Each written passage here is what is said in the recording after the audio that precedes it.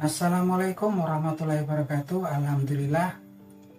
Selamat siang para sedulur-sedulur yang saya cintai. Jumpa lagi di kanal YouTube-nya Pak Dekun.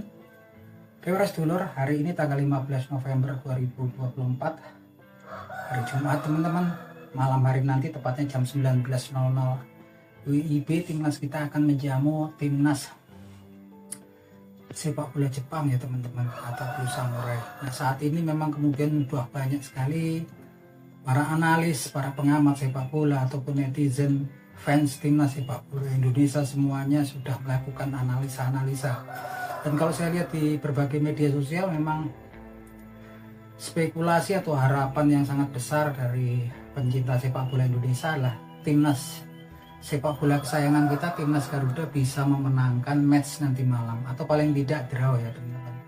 Karena teman-teman, di saat yang beberapa waktu yang lalu China ini secara mengejutkan mengalahkan Bahrain ya 1-0 teman-teman. Begitupun Saudi Arabia yang harusnya menang 1-0 dari Australia, karena memang kemudian gol dari Arab Saudi kemudian dianulir oleh wasit dari Uni Emirat Arab karena dianggap Ali Bulyaihi, backnya Arab Saudi, itu sudah offside ketika gol itu masuk. Akhirnya memang kemudian draw ya, berhadapan dengan Australia. Akhirnya memang kemudian klasmen di grup C saat ini, Indonesia saat ini berada di dasar grup atau di dasar klasmen ya. Peringkat grup C itu nomor 1 masih China, nomor 2 Australia, 3 Saudi Arabia, 4 China, 5 Bahrain, Indonesia di dasar grup C teman-teman. Artinya semakin kesini semakin kecil peluang Indonesia kemudian untuk bisa maju ke babak selanjutnya, ke fase keempat, paling tidak di peringkat 4 daripada grup. Dan ini sangat bergantung di 2 laga Indonesia di bulan ini ya, di nanti malam tanggal 15 November 2024 ketika jumpa Jepang, dan tanggal 19 November nanti ketika jumpa Elang Hijau atau timnas Saudi Arabia. Yang jelas teman-teman, ini partai yang memang seperti hidup dan mati ya.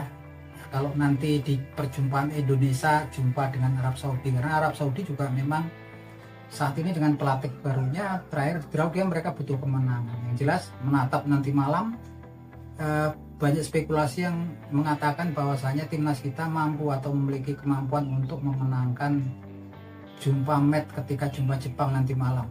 Tapi kalau saya sendiri secara pribadi, saya salah satu fans berat timnas sepak bola Indonesia, selalu menonton dari sejak zaman saya kecil ya. Sekalipun kalau nonton timnas kita itu ya banyak sedihnya, kalah terus gitu kan, sering kalah. Bahkan kemudian dulu kalau nonton jumpa Asia Tenggara seperti Malaysia segala, Vietnam, Thailand juga kayaknya susah kita menang. Tapi saat ini ya lebih bersemangat ya teman-teman nontonnya. Cuman lagi-lagi kalau jumpa Jepang, saya juga salah seorang fan timnas Jepang ya, dari kecil, dari zamannya Hidetoshi Nakata, Kazuyo Shimiura, kemudian si Hiroshi Nanami dulu ketika mereka pada bermain di Liga Italia ya. Hiroshi Nanami dulu kalau nggak salah di Venezia, kemudian Hidetoshi Nakata waktu itu di Parma ya. Jadi pemain-pemain Asia yang sepertinya ya mereka kemudian waktu itu bermain di Liga Eropa di Italia, sampai ketemuan eranya Shunsuke Nakamura di Glasgow Celtic, terus zamannya King Kazu ya, zamannya Keisuke Honda ya dulu kan. Keisuke Honda sempat main di AC Milan sekali kan teman-teman. Nah, yang sekarang ini kalau saya lihat memang berbeda dengan era-era sebelumnya. Timnas Jepang saat ini sepertinya masa puncaknya ya teman-teman. Karena kalau dulu di eranya Hidetoshi Nakata atau di eranya Shunsuke Nakamura, timnas Jepang masih mengandalkan permainan tim mutlak ya. Dia belum memiliki pemain-pemainnya, belum ada yang memiliki kemampuan yang spesial. Kalau timnas Jepang yang saat ini sangat berbeda sekali teman-teman. Selain permainan timnya juga udah bagus, kemampuan individunya sangat berbahaya sekali. Apalagi kalau kita lihat dari sisi penyerang ya teman-teman. Saat ini winger kirinya Jepang itu Kaoru Mitoma ini salah satu pemain bintang ya, key player daripada Brighton and Hove Albion di Liga IPL ya, di English Premier League. Ini memang pemain yang salah satu pemain paling berbahaya di Liga Premier untuk urutan winger ya dia, karena memang dia sering melakukan dribble solo run lewati beberapa pemain lawan. Dia rajin menyisir sayap kiri, kemudian crossing, tapi nggak cuman crossing aja, biasanya juga langsung masuk ya. Naluri mencetak golnya juga luar biasa ini si Kaoru Mitoma. Di sayap kanan ada yang nggak kalah ngerinya lagi, ada Takefusa Kubo. Takefusa Kubo ini yang dijuluki sebagai Lionel Messi-nya Asia ya. Dulu sempat join dengan Real Madrid karena kemudian nggak dapat tempat di Real Madrid, saingannya Vinicius Junior ya, sama Rodrigo ya teman-teman. Dia kemudian pindah ke Real Sociedad dan sekarang jadi bintangnya Real Sociedad. Terakhir ketika di Liga Spanyol, ketika kemarin jumpa dengan Barcelona, peringkat satunya Liga Spanyol saat ini juga, Real Sociedad ini bisa menang ya teman-teman, 1-0, dan ini man of the match-nya adalah Takefusa Kubo. Ratingnya tertinggi, dia pemain terbaik ketika Real Sociedad jumpa Barcelona. Di tengah dia ada forward penyerang lubang yaitu Takumi Minamino yang dulu sempat bergabung dengan Liverpool, tapi kemudian karena nggak mendapat tempat, dia kemudian pindah ke Football Club AS Monaco di Liga Prancis, dan di Liga Prancis dia moncer. Ini 3 pemain ini berada sejajar di belakang striker Jepang ya, yang biasanya main ini Ayase Ueda, tapi Ayase Ueda sepertinya cedera ya. Ini ketiga penyerang ini yang memang dari second line ya. Dia kalau strikernya nggak berhasil, ini tahu-tahu menyelonong dari second line. Dari second line itu Kaoru Mitoma, Takumi Minamino ataupun Takefusa Kubo, yang mereka ini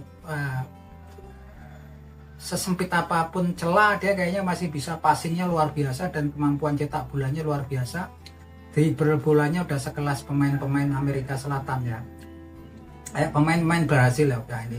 Kontrol bolanya ini yang memang patut dicermati, dia dari barisan kedua. Dan yang memang lebih susah lagi adalah kemudian pemain Jepang ini nggak pernah memberi space ya, nggak memberi space ke lawan-lawannya, karena ketika lawan itu dari kiper kemudian ngoper bola ke pemain belakang, pemain-pemain seperti pemain tengah ya seperti Takumi Minamino gitu, Keito Nakamura, Kaoru Mitoma itu langsung uber terus ya, dipepet terus tuh.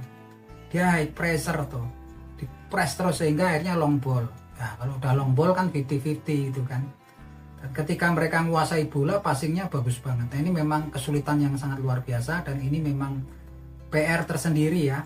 Pastinya yang tugas beratnya nanti malam adalah Sandy Walsh di fullback kanan atau wingback kanan, yang memang salah satunya dia selain menyerang, dia di pertahanan adalah mengawal Takumi Minamino, mengawal Kaoru Mitoma ya. Ini kan memang diperlukan konsentrasi yang luar biasa. Dan kemudian di sayap kiri Kelvin Verdong yang biasanya jadi wingback atau fullback kiri, tentunya dia akan kemudian tugasnya selain menyerang, maju menyerang, nanti kalau balik dia pastinya akan menjaga si Takefusa Kubo. Nah, di tengah ini penyerang lubangnya yang bahaya ya, memang barisan belakang saya pikir nanti kemungkinan besar Kevin Dijk, kemudian Jay Izes dan Rizky Ridho. Yang jelas ini memang kesulitannya, memang Jepang ini barisan penyerangnya luar biasa ya, dan pelapisnya luar biasa juga ya. Di attacking midfielder itu dia komplit ya, ada Keito Nakamura, kemudian di winger kanan juga ada si Daisen Maeda. Ini pemain-pemain yang memang luar biasa sekali pergerakannya. Ada Ritsu Doan, dribble bolanya ini luar biasa ya. Jadi memang sangat memang merepotkan, tapi memang Indonesia bukan berarti Indonesia nggak punya kesempatan. Dengan dipanggilnya Yakub Sayuri, saya yakin juga bisa memberikan sengatan di sayap kanan, dan saya pikir juga saatnya kemudian Eliano Reinder dikasih kesempatan oleh STY. Saya pikir memang paling tepat kalau Eliano Reinder sebagai wingback kiri atau winger kiri ya teman-teman. Striker ya pilihannya antara Ragnar Oratmangun ataupun Rafael Struijk. Ini memang kalau saya sih ya memang nggak banyak pilihannya. Di situ ada Hoki Caraka atau Ramadan Sananta, tapi kalau untuk match-match seperti ini kayaknya memang masih berat ya jumpa pemain-pemain kelas Eropa, karena pemain-pemain Jepang ini semuanya main-main di liga-liga top Eropa dan kebanyakan dari mereka menjadi pemain kunci key player di klubnya masing-masing. Yang jelas harapan itu ada teman-teman, harapan itu ada, dan kita berharap memang kemudian Coach STY memberikan yang terbaik, nggak kemudian coba-coba ataupun ini, ya tetap kita harapan kita yang terbaik. Yang jelas memang kemungkinan permainan long ball kemungkinan ya, karena memang ya semacam untung, karena memang pastinya kalau memain bola-bola pendek kayaknya kesulitan, karena Jepang nih menerapkan sistem miripnya kayak Manchester City ya, bola dari kiper oper ke back atau full back, dia langsung pemain attacking midfielder, striker sama wingernya dia langsung ngepung ya, pepet terus kejar, nggak dikasih kesempatan. Nah, hasil kalau panik ya long ball. Jadi ya kalau saya analisa saya, kemungkinan besar nanti Indonesia banyak main long ball gitu kan, dan ball possessionnya pasti kayak terakhir ketika di kualifikasi Piala Asia ketika ketemu Jepang hampir 65% 70% ball possessionnya di Jepang ya. Ini memang yang masih sangat PR pastinya ya untuk pemain Indonesia yang memang terbentuknya belum lama ini, karena memang pada baru gabung kan gitu kan. Yang jelas pastinya juga Coach STY sudah mempersiapkan planning, dan kita nggak berharap Coach STY tidak melakukan blunder-blunder seperti ketika jumpa China kemarin, karena posisi Indonesia saat ini di dasar klasmen ya, grup C ini, grup C dasar klasmen sekarang. Nah itu aja teman-teman, nanti malam kita nonton bareng-bareng. Akhir kata salam sepak bola.